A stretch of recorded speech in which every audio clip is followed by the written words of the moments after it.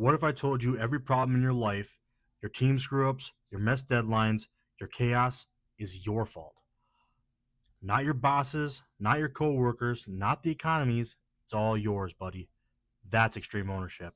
Today we're covering chapter 1 of Extreme Ownership by Jocko, Willink, and Leif Babin. Let's get into it. Um, in the beginning of the book, chapter 1, right away, Jocko and Leif go into a story from when they were in Iraq.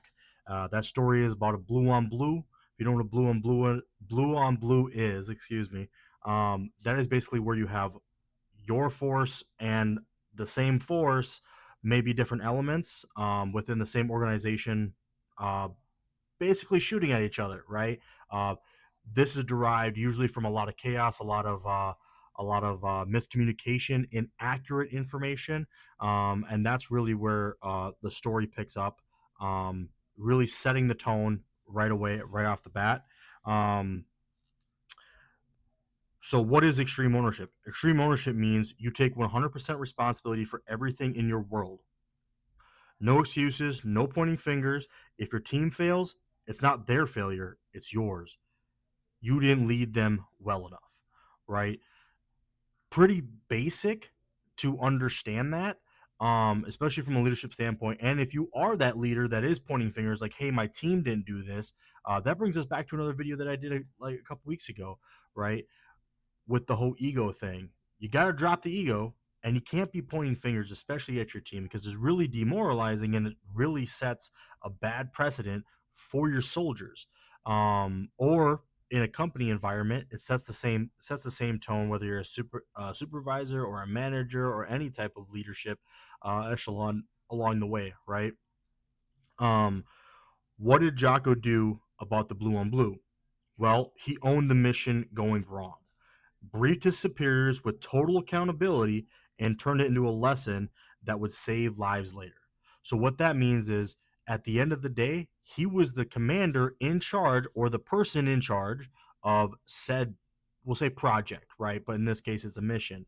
And he didn't uh, lead properly, meaning he got inaccurate information of where troops were going to be on the battlefield, therefore causing an incident that could have gone completely sideways. In If you don't know much about history, in during the Iraq War, especially during Ramadi, they were working with partner forces, which means they had Iraqis with them from like their police force or something, or their military or something like that. So when they were on site doing the thing that they were there to do, they ended up turning into a blue on blue, almost killing each other. They probably would have got decimated because in the story it was an M1 Abrams tank. And if you know me, I tend to say a lot, everything's one big joke. That is from that story, and if you listen to Jocko's podcast, he says he explains that, and I've kind of taken it, and it's my own thing now. Everything's a big joke, right? Life's a big joke. Laugh about it, have fun, right? So anyway, we'll continue here. Why does this work? It's simple yet brutal. It it's reality. It sets a tone and expectation for your subordinates to follow. In most cases, higher ups don't expect this, making you stand out among your peers. Right? So if you're trying to get brownie points, it's a very good way to get brownie points, especially with your higher ups, especially if you're like lower tiered in that leadership structure, right? Because it really does make you stand out, right? It it takes accountability and puts it on you, and now your higher ups looking down saying like, oh well, that guy, he knows what's going on. He or she, my bad, he or she can lead effectively because he wasn't putting anybody under the bus. He wasn't saying, oh, that was my team, that wasn't me. He was not pointing fingers, he wasn't giving excuses. He or she, um he was taking accountability for it and making himself the person that he was throwing under the bus, right? Pretty simple. But in point number 3, it does have a ripple effect, right?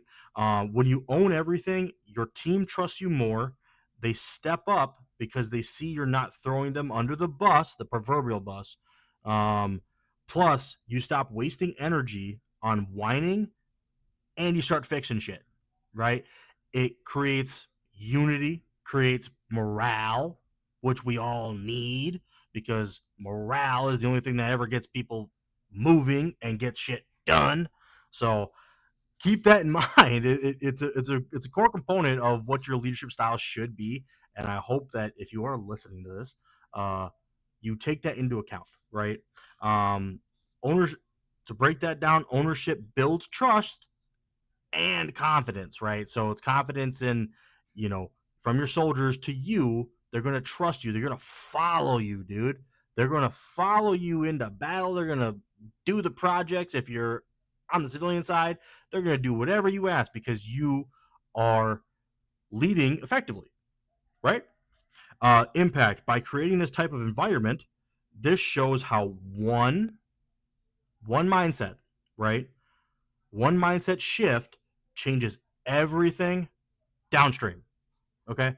So if this guy's doing this and he's, taking accountability for all the losses, for all the missed deadlines, for all the whatever, all the bullshit, right?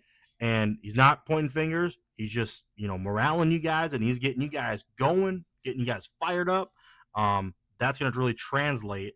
And that sets a really good tone and expectation for your soldiers. So when your soldiers see you do that shit, you become like an idol in their eyes, which is, I mean, it's a good thing. Okay, it's a good thing. So just keep that in mind. Okay. Point number 4, practical takeaway. Next time something goes sideways, your kid's late to school, your project's a mess, stop, step back, step away from the situation for a little bit or for a hot sec, not for like ever, right? Um, what did I miss? Ask yourself, what did I miss? How do I own this? Then proceed to fix it, right? Try it once this week, see how it goes. Try something in your everyday mundane life and see how that actually works out. I guarantee you're probably going to see really crazy types of like benefits. You're going to have a clear mind. You'll be able to, like, your judgment's going to be a little bit better. And ultimately it's going to get you into this mindset that we're trying to go down, this leadership mindset, so that you can become an effective leader later on. Right. So now, just going off of that, I'm going to show you guys another screen. And I want to show you guys something. I thought, I was looking at it yesterday. I found it yesterday on Instagram, and I thought it was really good, and especially for this type of video. So we'll go over there right now. So I am obviously, if you can't tell, kind of obsessed with Jocko, right? But I love his books. I love everything he's written and stuff like that. So, yeah, so Jocko Willink is known for discipline, grit, and extreme ownership. But when it came to parenting, he got some things completely wrong and had to learn the hard way. Here are 10 powerful lessons from his conversation with his daughter, Raina. All right. Jocko challenged his kids to carry a rock across a river. Most picked small stones. His daughter chose a massive boulder. Unable to swim, she walked underwater, surfacing only for air. She won through sheer willpower. Grit grows from struggle. Let kids figure things out. That's pretty good. I like that. I like that one as kind of like a metaphor. Like, just kind of gotta let the kids do what kids are gonna do. They're either gonna like the challenge or they're not, right? Um, I wanted to pick on specifically one here. I think it was point number 7. Oh, okay, yeah, okay. Jocko's daughter cycled through different interests: shyness, cheerleading, gymnastics, before finding her way back to wrestling and jujitsu. Most phases pass. Let kids explore. Let kids explore. Growth isn't linear. And coming from a child's perspective, or thinking in that mindset, right? You can see how that is like a thing, right? That you need to let, and same is true in your life as well, right? It's about how you get to the end result at the end of the day, right? So she was, Jocko had put his kids all in jujitsu and made them do it, made it seem like a chore. Well, in leadership styles, right? If you're going to continue to make things uh, look like and act like chores, well, ultimately, your people aren't going to really listen to you. You got to kind of let that stuff simmer, and you got to let them think about it. So when you're doing exercises and you're doing, whatever you're doing, business or military side, um, a lot of people when they come in the military, they're young. So let them kind of explore, let them kind of figure out and kind of guide them. That's your job as the leader, is to guide them to figure out what their interests are and to figure out what they do, what they excel at best, right? Because a team shouldn't all be good at just one thing.